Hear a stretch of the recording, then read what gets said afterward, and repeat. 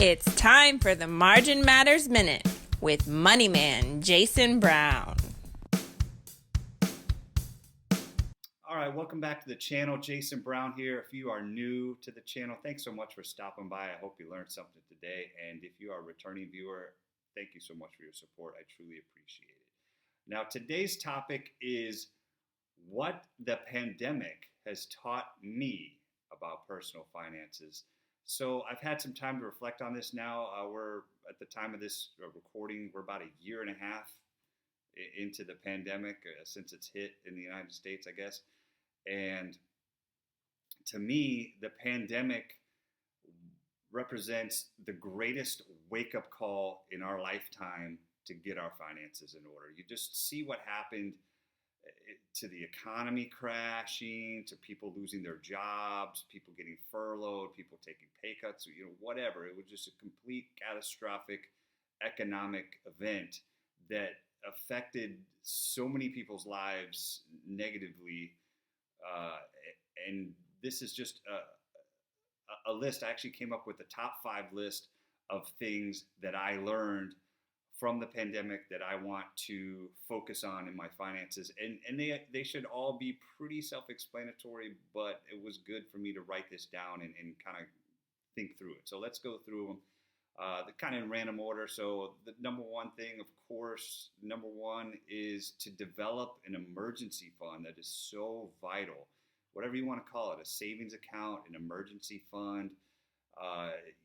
Here in America, most Americans don't have any money saved, and if they do, it's very, very little. I think the majority of Americans have under $1,000 in a savings account and cannot come up with $400 cash in the event of an emergency. So that's what gets us all in trouble, is when an emergency happens, we swipe the credit card, and then we're paying those 20% interest fees to the debtors. So emergency fund. So people like Dave Ramsey, he'll tell you $1,000, and that's a great starting point, but it's really not enough. You want to look at your monthly expenses. 3 to 6 months is what most experts would recommend, but more specifically, I would say $2,500 is a good amount of money to have into a savings account or emergency fund. That way you have it liquid and available to you anytime something's going to happen. So if I took Dave Ramsey's advice and I had $1,000 in my savings account, and last summer our AC went out and we had to spend $2,200 to replace our AC unit, that $1,000 would have paid for, I guess, about half of it, and then we would have had to go into debt for the other half. So as you can see, $1,000 really isn't enough money to get you past any real emergency in life. So $2,500 is a good place to start. So just kind of look at your expenses, look at your monthly bills and stuff, and just try to figure out what is the best number for you to shoot for. But that is very, very important, because we saw that in the pandemic when the economy crashed, people lost their jobs, no one had any money, and people were in serious trouble.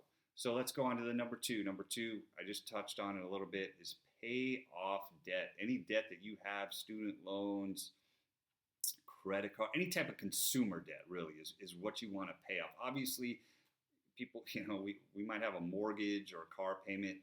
Those are going to be maybe a little bit more difficult to pay off than like credit cards or any type of consumer, student loans. Maybe you could pay those off. The interest rates might be a little bit lower.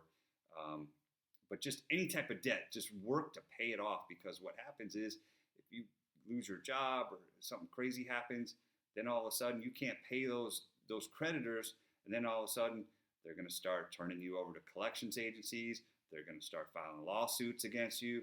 They're going to start taking you to court. I've seen it firsthand. Fortunately, not to me, but to family and friends. I've seen this happen to them. Cars being repossessed, people going into foreclosure. These are situations you definitely want to avoid in life. It's not good. It gets messy. So focus on what debt you can pay down now before another economic disaster happens, because it will happen.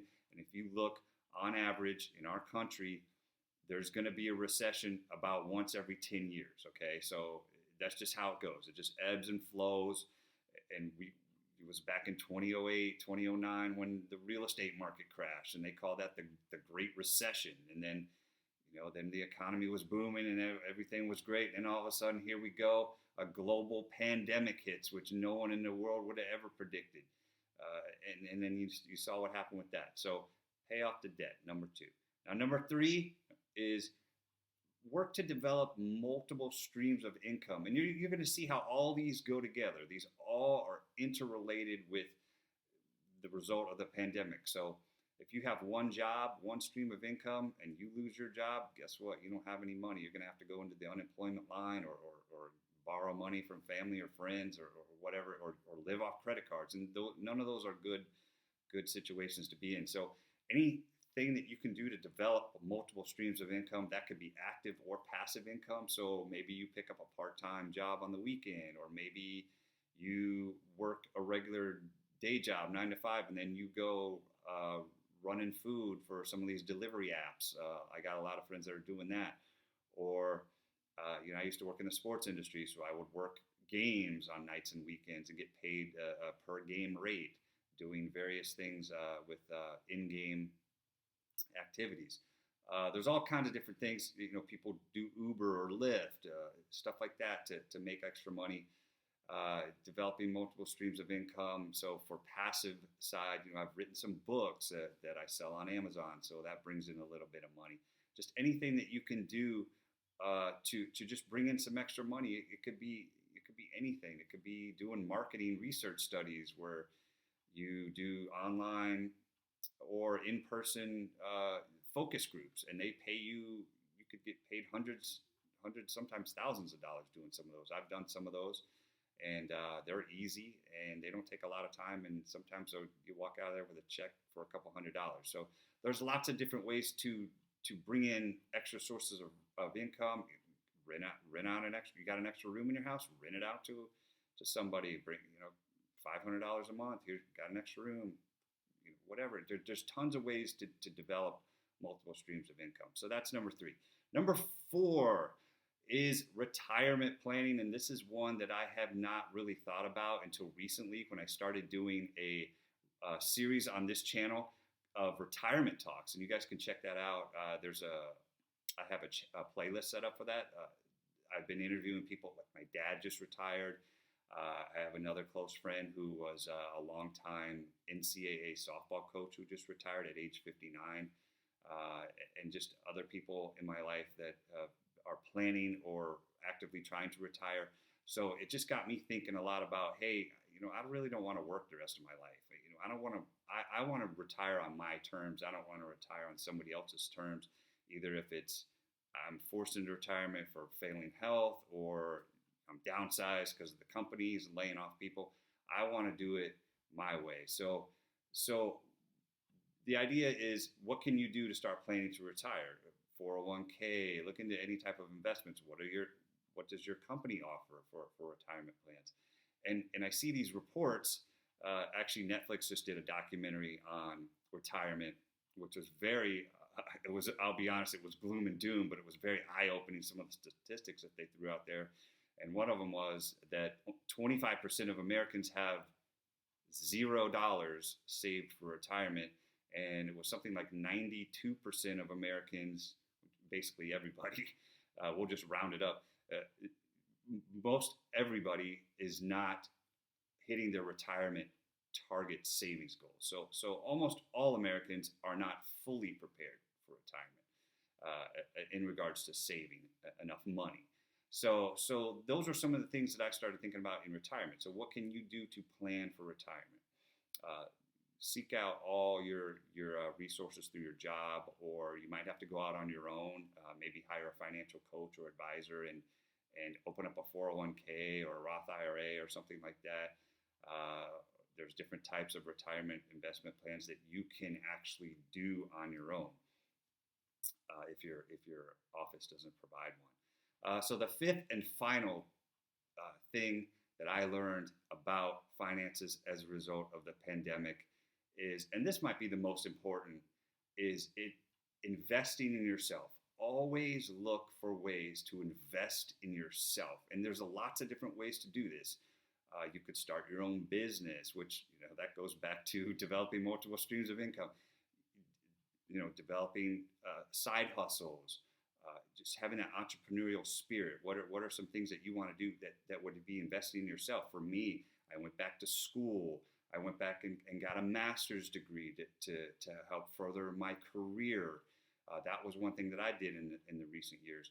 And then since then, I continue my education through online courses that actually my employer pays for as part of my annual training. So look and see if you have an employer that would actually pay for some of this education for you, as long as it aligns with your position or maybe your industry that you're in.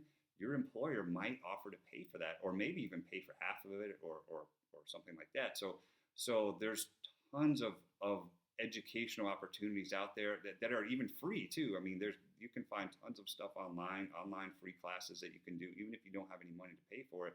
There's plenty of ways to educate yourself, to invest in yourself, to always create upward mobility, right? So that's the idea is what can you do to add to your skill set that would make you more employable or give you opportunities for advancement or higher salary ranges in the future. So what can you do now to build yourself up, I guess? So those are some of the things that I thought of as a result of this pandemic situation and how it relates to your finances. So thank you so much for joining me today. That was my top 5 list of what the pandemic has taught me about money and finances. I hope that you maybe learned something from that. And hey, put your thoughts in the comments below, because I know that's just a very, very brief list, and everybody learned something different about going through this pandemic. So share your thoughts and ideas below. What have you learned from the pandemic as it relates to your finances? What might you do differently, or what are some of your future goals and plans on how to avoid the next economic collapse, because it is going to happen. It's a guarantee. We don't know when, but it will happen. That's just how it works. Everything's cyclical. Everything's going to go in a circle. It's going to happen again. So we got to prepare. So for more on my money talks, I wrote a book called Margin Matters. You can check it out. I'll link it in the description below. And then if you want to check out my website, it's yourmarginmatters.com. And there you can find more information about all my endeavors and support me. If you'd like to support me further, you can subscribe to the channel. I'd really appreciate that as well. So until next time, this is Jason Brown saying to remember, it's not the amount of money you make, but the margin that matters the most. We'll see you next time.